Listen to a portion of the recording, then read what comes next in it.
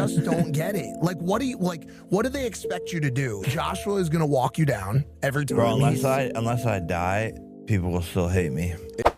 All right, guys, welcome back to the channel. As you all know, this video took a while to make because Jake lost, and it's taking me a few days to process and gather my thoughts, and it's a very difficult thing to watch. One, I think the most difficult thing to watch is how the entirety of the YouTube world were against Jake, and the thing I always thought was that YouTube was the community of creators, and that no matter what, when a YouTuber is going out into the mainstream, going out to fight, to challenge the mainstream, by default, we would all get behind the YouTuber. Everyone support the YouTuber against the mainstream person. So if a YouTuber is going on Big Brother or some kind of, maybe I'm a celebrity, get me out of here, all YouTubers will get behind the YouTuber and get the YouTuber to win. But Jake, as always, is the exception. Even football nerds like Goldbridge came out and spoke against Jake. And they already said, if it goes past the first round, it's rigged. If Jake wins, it's rigged. And we've been watching this boy fight for the past 5+ years, almost 6. And nobody said that Jake was rigging his fights until Ben Askren, basically. But the fact that fellow YouTubers, all unanimously come out and speak against Jake is frightening to me. And Jake is the only person who faces this level of criticism. Why? I don't understand. Because Jake has pretty much left YouTube and he's not competing with these people on YouTube. He's not going on stream, he's not doing his vlogs, and we know Jake's power in terms of vlogs. We know what Jake used to do. Each video 10 million views consistently. So if Jake truly wanted to come back into proper YouTube music and all those types of things, everyone is going to suffer.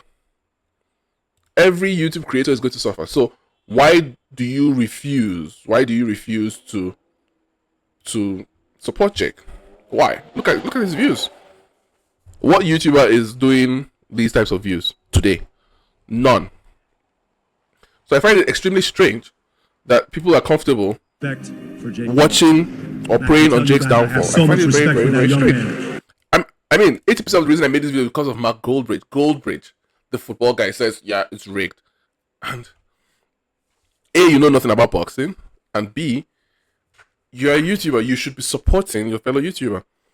And one thing that people fail to give Jake credit for is the fact that he went 6 rounds with AJ with 4 weeks of preparation. 4 weeks. Anthony Joshua, it literally was the phrase, respect for Jake Paul. And I can tell you guys, I have so much respect for that young man. The entrance was crazy. Jake spent a lot of energy on this entrance. I'm not happy with the entrance. The hopping, screaming, that's your lung capacity going.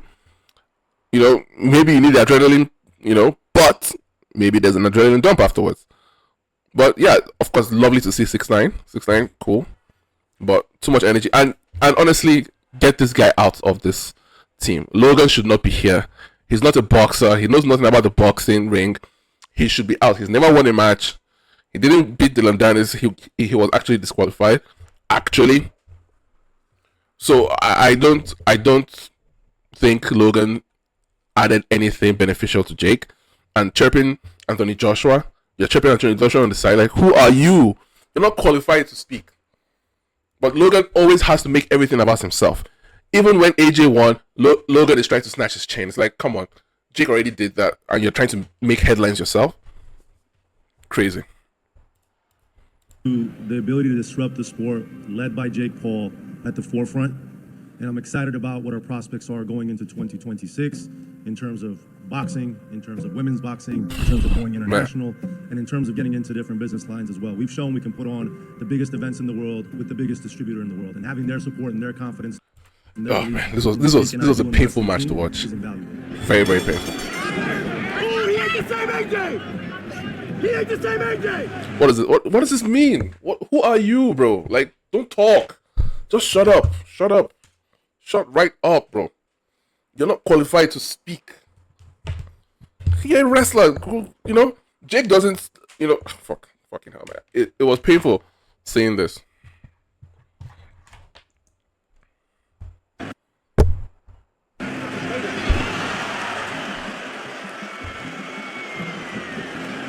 Man, this was really bad.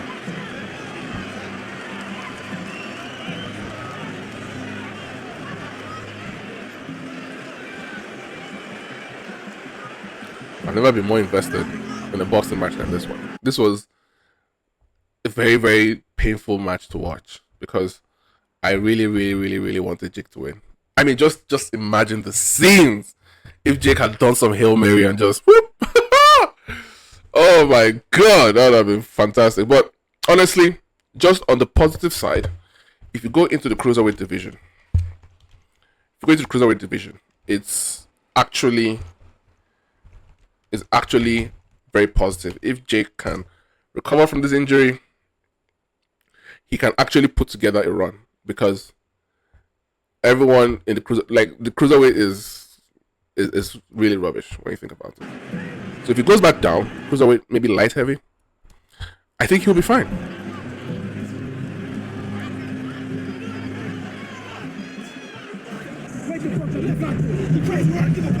Oh yeah, she has a book, Jake's mom, Pam Paul.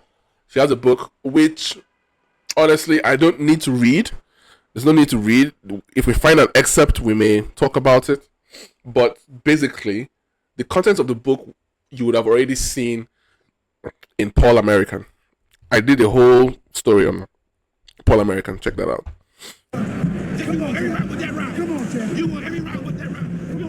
That's a lie. You see that? You won every round but that round? Come on, man. Jake had only won 2 rounds, basically.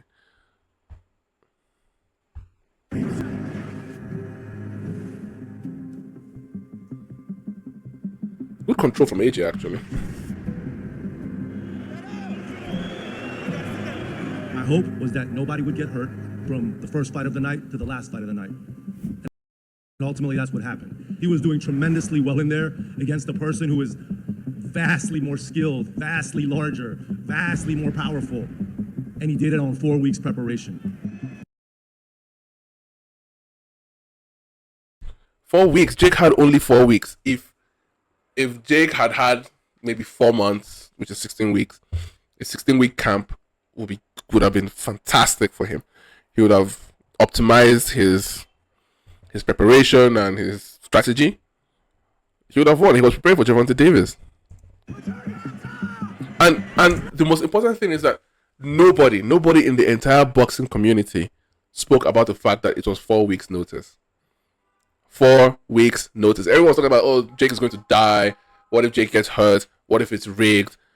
But everyone forgot that this man took on Anthony Joshua on 4 weeks notice. Nobody, not even Tyson Fury, would agree to fight Anthony Joshua in 4 weeks. Nobody. That was it, man. That was it. I felt that so badly. Yeah. That's it.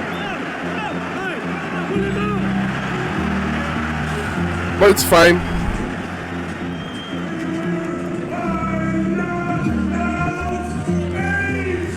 Yeah, we got our hand raised. Our hand was raised, so we won. So that's it. We don't care. But on a more serious note, let's go back to the cruiserweight division. Look at this. So they brought Jake down to number 15. Pat Brown is there. Vidal is number... So you have Vidal here, British champion. And then you have all these people. Roman Fres, Christian Scuderi, Pat Brown, Alexei Papin, Alexei Egorov, Dorothy Kos, he's supposed to be good. So my view is that if Jake can maybe fight somebody here within the 15-20, between 15 and 20, he can actually move up and fight one of these people within the 4 to 9, and he can actually do it. Nothing stops him from doing these things. And the number 1 contender is number 11 in WBA. This is why I don't understand. I really don't get boxing. I don't understand how this is real. How can you do number 1 in WBO, be number 11 in the WBA, and the WBC has not updated since 2005, 25 October. It's so strange. But who knows, who cares? What's this? Interims? That's fine. So, honestly, I think shame on YouTubers for speaking against Jake. Shame on the wider boxing community for constantly discrediting this boy. Well, not a boy anymore. He's, 28? But for Jake to have done what he did, you must commend the bravery of taking on Anthony Joshua in 4 weeks' notice. You cannot say that his performance, his intent was just to go in there and run. He had only 4 weeks to prepare. He didn't have enough time to come up with a proper strategy that would have gotten him closer to a win. So, he didn't have sufficient conditioning to do what was needed to get a win. If you can't realize that, then you're just a hater, and that's really all the Jake Paul hate train is about. Simply about hating this boy for doing what no one did at 29. Nobody, we're at 28. Nobody at the age of 28 decided 5 years prior that they wanted to be a boxer, wanted to try their best, and just go in there, disrupt, break records, sell pay-per-views, go on Netflix. Everyone has to realize that you are living in Jake Paul's show. If you hate him, it's because you hate your own. If you hate Jake Paul, it's because you hate your own failure. You hate your own mediocrity. And Jake is showing you that it's possible to not be mediocre. It's possible to actually go out there and make something happen. That's what Jake represents to me. The fact that you can go out there and do something. Look at this. Look at how he garnered the respect of an Olympian, a heavyweight champion. Logan is, oh man, fuck Logan Paul, honestly. But yeah, I like this exchange with Pam and AJ. Let's hear it.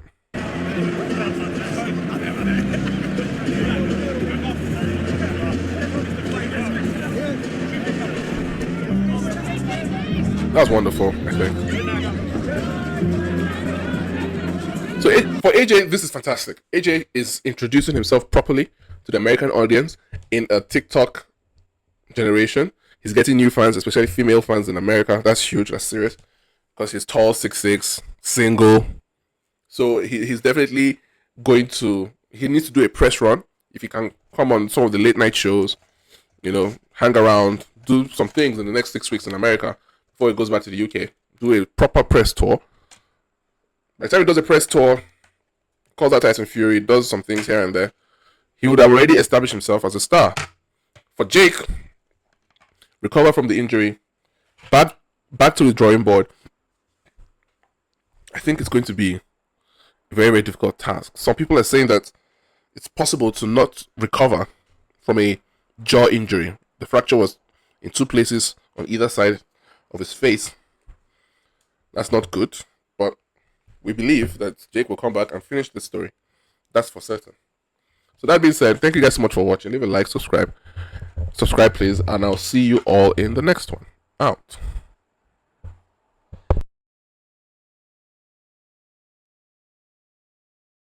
Do I invoke the ancient pact of Viking? Once more, the wicked stand before us, threatening the sacred communion between your realm and mine. We have been here before. We watch your petty world slumbering. You cannot defy the cold of our steel. You can only surrender.